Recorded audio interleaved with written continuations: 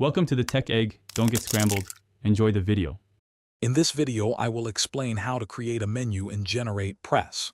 First, log into your WordPress dashboard and find Appearance on the left sidebar.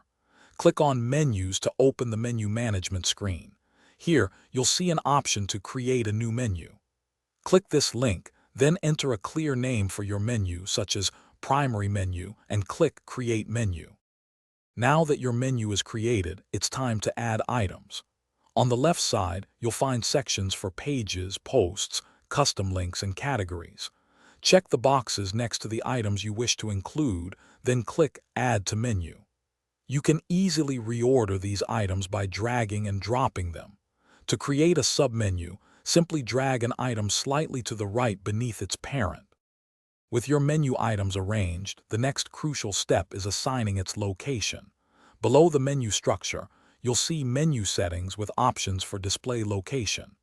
GeneratePress typically provides locations like primary navigation, secondary navigation, and footer navigation.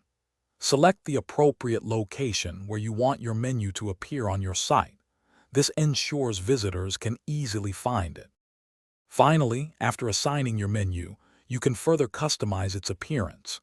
Head to the WordPress customizer under Appearance to fine-tune styling options specific to GeneratePress, such as colors, typography, and spacing for your navigation.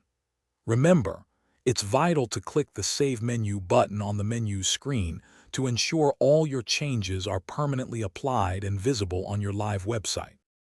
Thanks for watching. Consider subscribing if I helped unscramble your problems.